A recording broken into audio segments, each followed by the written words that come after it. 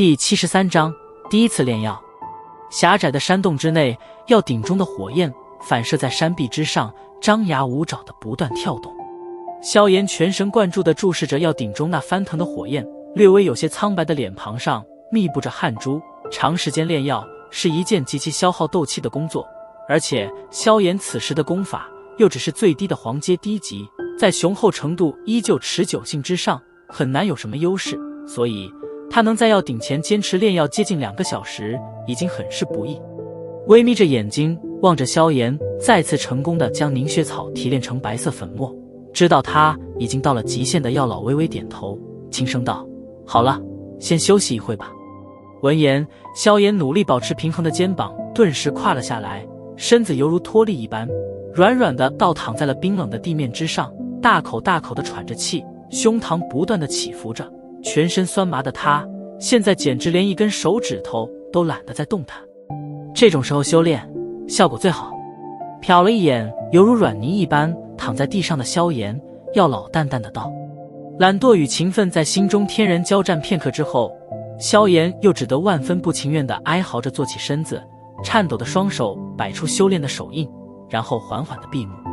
见到萧炎这般模样，药老笑了笑，目光转移到摆放在药鼎面前的10几个玉盒上，玉盒之中盛满着从凝血草中提炼而出的淡白色粉末，这些都是先前萧炎努力下来的成果。玉盒从左向右看，淡白的颜色也是越来越浓郁，到的最后一个玉盒之时，其中的白色粉末几乎达到了纯白的质地。望着这极为明显的进步，药老有些惊叹地点了点头，心头再次为萧炎那出色的灵魂感知力赞了一声。瞥了一眼正在回复斗气的萧炎，药老盘腿斜靠着石壁，悠闲地闭目养神。现在的萧炎才提炼出第1种材料，后面还有2种等着他慢慢努力。在闭目休养了接近1个小时之后，萧炎体内那因为斗气的耗尽而显得暗淡的气旋终于再次散发出明亮的光泽，而且此次的光晕较之几个小时前似乎还更亮堂了一点点。缓缓地睁开眼眸，全身上下那股酸麻的无力感也是退散了大半之多，扭了扭脖子，骨头相碰撞的声音让得萧炎舒畅地吐了一口气。休养好了，那就继续吧。睁开眼望着再次变得生龙活虎的萧炎，药老微笑道。苦笑着摇了摇头，经过先前那般痛苦的炼药过程，萧炎终于明白自己被药老忽悠了。以前药老炼药只是伸出手掌随便烧几下，让得无数人为之疯狂的丹药便是火热出炉，这般简单的过程也给萧炎留下了炼药极为轻松的印象。可如今当自己动手炼制了，他才知道这东西简直比苦工搬矿石还要累。现在明白似乎有点晚了，所以萧炎也只得郁闷地叹息了一声，再次端坐在药鼎之前，开始提炼另外2种药材的精粹。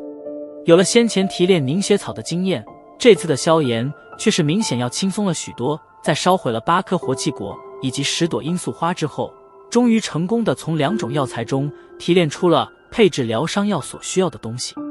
从活气果中提炼出来的东西是一种略微偏黑的细小颗粒，这些细小颗粒有着去瘀活血的功效，在野外一些经验丰富的受伤佣兵若是没有了足够的疗伤药，就经常将活气果碾成碎肉用来减轻伤势。从罂粟花中提炼出来的则是一种淡红色的液体，这种液体有着麻痹神经的效果，可以用来做止痛之用。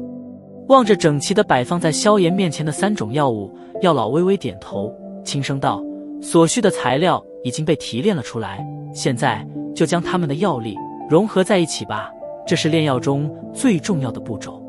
深吸了一口气，萧炎脸色肃然地点了点头，熟练地将纯白粉末丢进药鼎之中，再用温火熏烤了10来分钟，待得纯白粉末略微有些泛红之后，迅速地将罂粟花的液体倒入其中。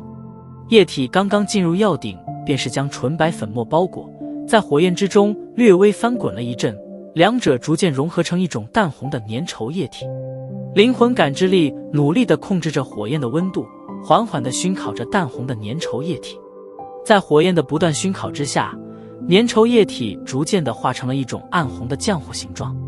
从透明镜面处死死地盯着药鼎中那团暗红的浆糊，萧炎略微迟疑，将活气果的黑色小颗粒也投进其中。黑色小颗粒进入药鼎，可却并未有什么变化。大团的细小颗粒在火焰中来回蹦跶，就是不肯如愿地融合进暗红浆糊之中。各种材料对温度的抗性都是不一，所以你必须学会随心所欲地控制鼎中任何一处的火焰温度。需要低温的地方，你则要压制火焰；需要高温的地方，你则要放开压制，提升火焰温度。望着急得满头大汗的萧炎，药老淡淡的道。